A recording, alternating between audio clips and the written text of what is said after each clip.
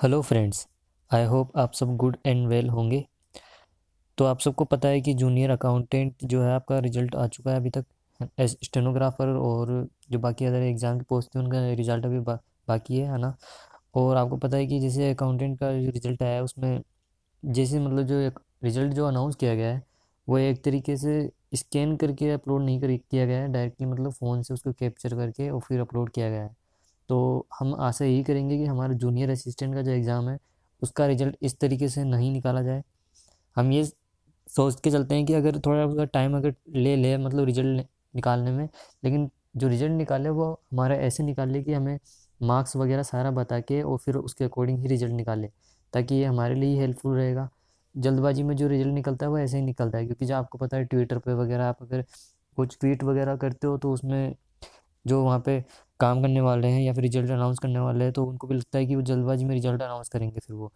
पर हमें चाहिए कि हमारा जो रिजल्ट है बिल्कुल ऑथेंटिक हो, मतलब उसमें कुछ फेक वगैरह नहीं हो, हमारे मार्क्स भी हमें बताया जाए, सब कुछ बताया जाए, तो वही हमारे लिए बेनिफिशियल होगा। तो हम यही आशा करेंगे हमारा रिजल्ट जल्दी से जल्दी आए और अच्छी तरीके से आए, ताकि हमारा मतलब रिजल्ट कट ऑफ के साथ और सबका जो है रिजल्ट अच्छा है, यही कामना करते हैं। तो इस वीडियो में आपको ये बताऊंगा कि जो हमारे टाइपिंग के जो आपके 2-3 क्वेश्चन आ रहे हैं जो उनके जवाब इस वीडियो में हम देने की कोशिश करेंगे, ठीक है। तो इस वीडियो में हम टाइपिंग से और एफिशिएंसी से रिगार्डिंग आपके जितने भी क्वेश्चन बनने वाले हैं उनके जवाब देंगे। तो इसमें कई स्टूडेंट्स के जो कमेंट थे कि एग्ज़ाम में जो टाइपिंग की है वो स्क्रीन कैसे आएगी, ठीक है। और दूसरा क्वेश्चन है बैक स्पेस का उसमें यूज़ कर सकते हैं या नहीं, नेगेटिव मार्किंग होगी या नहीं।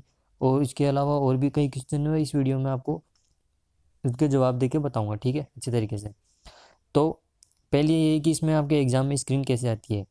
तो जैसे आपको पता है कि जैसे आपका एग्ज़ाम होगा, एग्ज़ाम के बाद ही आपका 2-3 दिन के अंदर जैसे रिज़ल्ट आएगा, रिज़ल्ट के बाद आपका नोटिफिकेशन जो टाइपिंग के लिए वो निकाल दिया जाएगा। और फिर उसमें आपको डेट भी आ जाएगी साथ में कि टाइपिंग डे इस डेट को होगी आपको। तो उसमें आपको ज़्यादा टाइम नहीं मिलेगा, बहुत कम टाइम मिलेगा। पर जो अभी तक जो टाइपिंग की तैयारी कर रहे हैं उनके लिए बहुत बढ़िया है। और जो मैं रेगुलरली एफिशिएंसी की वीडियोज़ डाल रहा हूँ उनको देख के अगर एफिशिएंसी के टेस्ट की प्रैक्टिस कर रहे हो तो उसमें से 50 नंबर आपके वहाँ से पक्का हो जाएंगे। तो कहने का मतलब ये है कि अगर आप टाइपिंग में स्कोर अच्छा करते हो तो वहाँ 60% आपका वेटेज रहता है और वही आपका मतलब कि सिलेक्शन का मैटर करेगा, ठीक है। तो इसमें हम बात करते हैं कि एग्ज़ाम में आपकी स्क्रीन कैसे आएगी। तो जो आपके एग्ज़ाम में जो स्क्रीन आएगी टाइपिंग की, वह एक तरीके से आपको जो कंटेंट मिलेगा टाइप करने के लिए वह आपको स्क्रीन पे ही मिलेगा, मतलब कि जो कंटेंट रहेगा ऑन स्क्रीन रहेगा, ठीक है। आपको कोई हार्ड कॉपी या पेपर वगैरह नहीं मिलेगा इसके अंदर। और जो आपका जो टेक्स्ट लिखा हुआ आएगा वो एक तरीके से पैराग्राफ में ना आके ऐसे 1 बाय 1 लाइन से आएगा, ठीक है।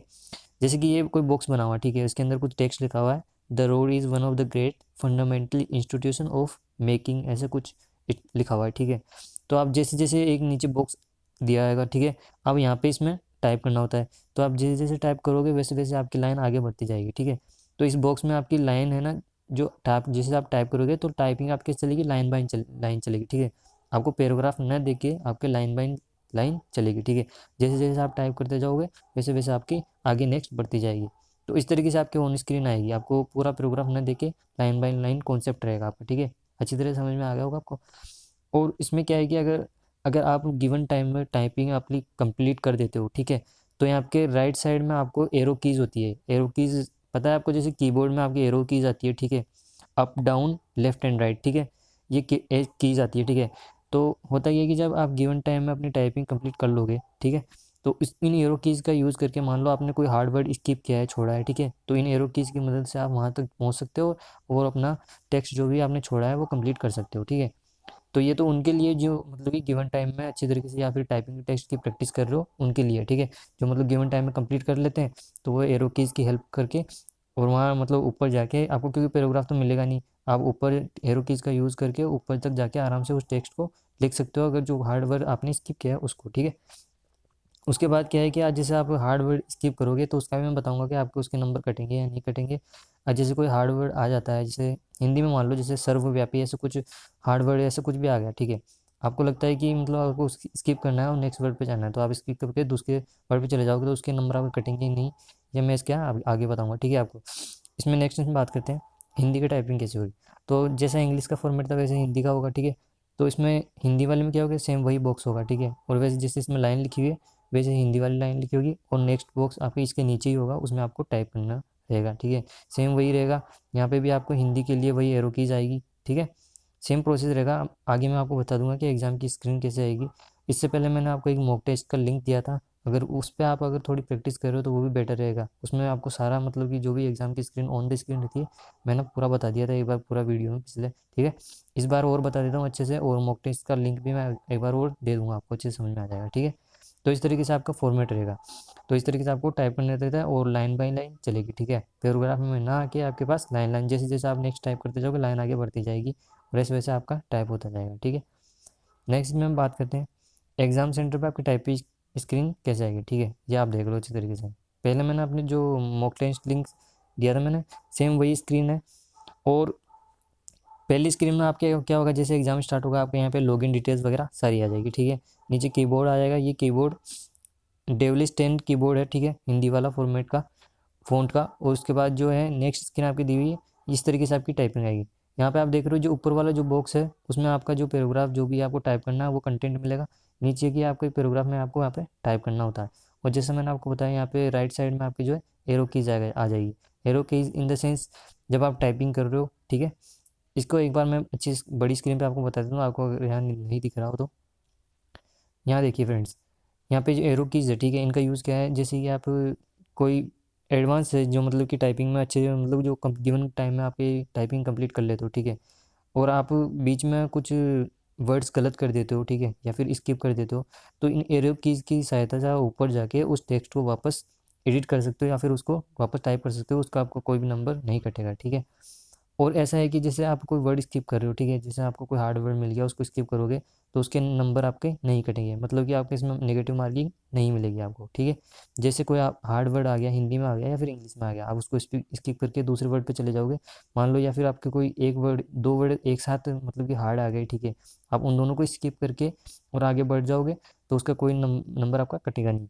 और किस हिसाब से आपको इसमें नंबर दिए जाएंगे मैं आपको आगे बताऊंगा, ताकि आपको मतलब कि आप आइडिया लग जाएगी नेगेटिव मार्किंग क्यों नहीं है इसके अंदर, ठीक है, वो भी आपको पता लग जाएगा।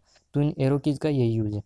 नेक्स्ट एक चीज़ मैंने आपको ये बताई थी, इस ऑप्शन का यूज़ कैसे करना है, आई नीड हेल्प, ठीक है। ऐसा है कि आप जैसे टाइप कर रहे हो, ठीक है, टाइप करते टाइम आपकी कोई मिस्टेकली आपको कोई की प्रेस नहीं हो रहा, ठीक है, या फिर कीबोर्ड में कोई की वगैरह प्रेस नहीं हो रहा है, या फिर कुछ प्रॉब्लम आ रही है टाइपिंग में, तो आप इसको आई नीड हेल्प को 3 बार यूज़ कर सकते हो। कितनी बार? 3 बार यूज़ कर सकते हो इस ऑप्शन को।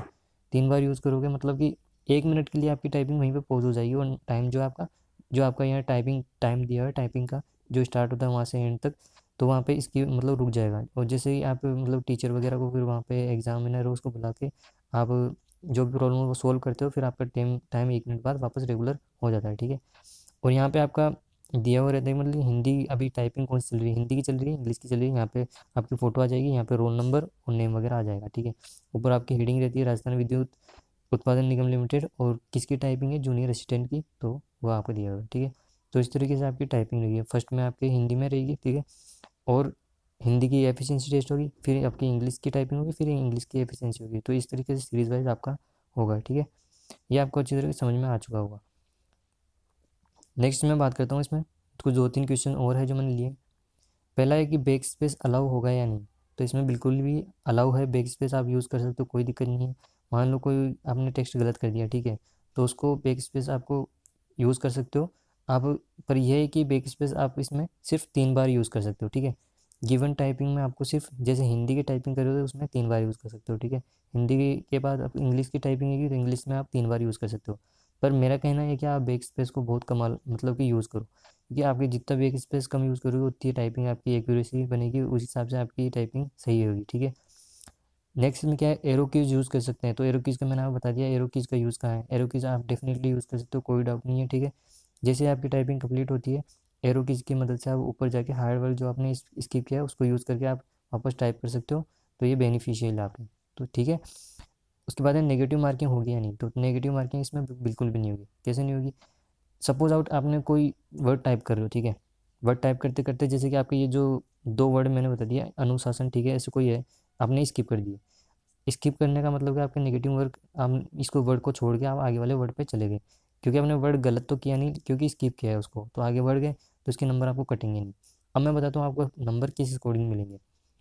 अब आपको ये पता है कि इंग्लिश में जो आपके 500 वर्ड्स मिलेंगे और उसमें आपको 10 मिनट का टाइम मिलेगा, मतलब कि आपके इंग्लिश में स्पीड होनी चाहिए 50 वर्ड पर मिनट की, ठीक है।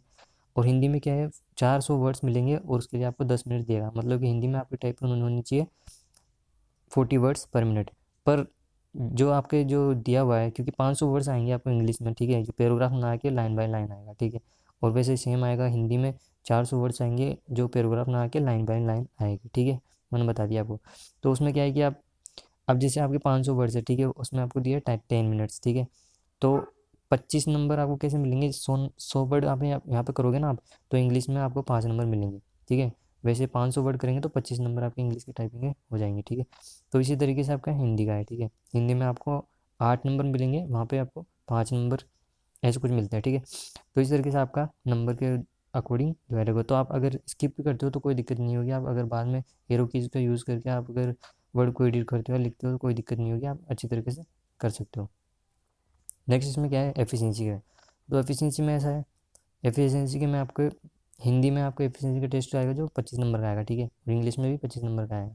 तो इन दोनों की तैयारी मैं आपको करवा रहा हूँ, अभी तक लगभग 3 पार्ट मैंने अपलोड कर चुका हूँ, मतलब एफिशिएंसी के। अगर उन वीडियोज़ को भी आप अच्छी तरीके से देखते हो, ठीक है, तो आपके एफिशिएंसी के 50 नंबर मैं पूरे क्लियर करा दूंगा, वहाँ पे आपके कहीं नहीं जाएंगे। मतलब कि आपकी टाइपिंग है 100 नंबर की, ठीक है, तो 100 में से 50 नंबर आपके पूरे वहीं से पक्के करके चलना। मैं 45 या 48 तक के आपके नंबर स्कोर करने की गारंटी देता हूँ, अगर वहाँ से आप वीडियोस देख के और वीडियोस पे आप अप्लाई करते हो और वहाँ पे एफिशिएंसी के एक्सेल वगैरह पे सीट पे आप प्रैक्टिस करते हो, तो आप इजीली 50 नंबर यहाँ से एफिशिएंसी में स्कोर कर सकते हो। टाइपिंग के में आपके अगर बिगिनर हो, अगर टाइप कर रहे हो, तो वहाँ पे टाइपिंग आपकी डिपेंड करेगी, वहाँ पे एग्ज़ाम हॉल पे सारा डिपेंड करता है आपके वर्क हॉल और वहाँ पे टाइमिंग और कैसा मतलब एनवायरनमेंट रहता है, सारी टाइपिंग वहीं पे आपकी डिपेंड करेगी। और टाइपिंग के ऐसे इन द सेंस ये है कि आप अगर एडवांस टाइपिंग हो, मतलब कि पहले कर एग्ज़ाम भी दिया है, तो इस बार कोई दिक्कत नहीं होगी आपकी। बाकी एफिशिएंसी का ऐसा है कि एफिशिएंसी आप इजीली स्कोर कर सकते हो, पूरे में से पूरे 50 में से 50। डिपेंड ये करता है आप कितनी प्रैक्टिस करते हो, कितने क्या सीखते हो, उस पर डिपेंड करता है। तो ये सारी डिटेल थी जो मैंने आपको बता दी, मतलब कि एग्जाम में स्क्रीन कैसे आएगी, और मैं मॉक टेस्ट का लिंक दे दूँगा आपको। तो सेम जो जेविनर ने रिलीज़ किया था ऑफिशियल लिंक वही है, उसमें आप जाके प्रैक्टिस करो, कोई दिक्कत हो तो मुझे बताना, ठीक है। और कोई क्वेश्चन वगैरह होते हैं ना आपके, जो कमेंट कर देना, ठीक है, उसमें आगे मैं आपको बता दूंगा। धन्यवाद।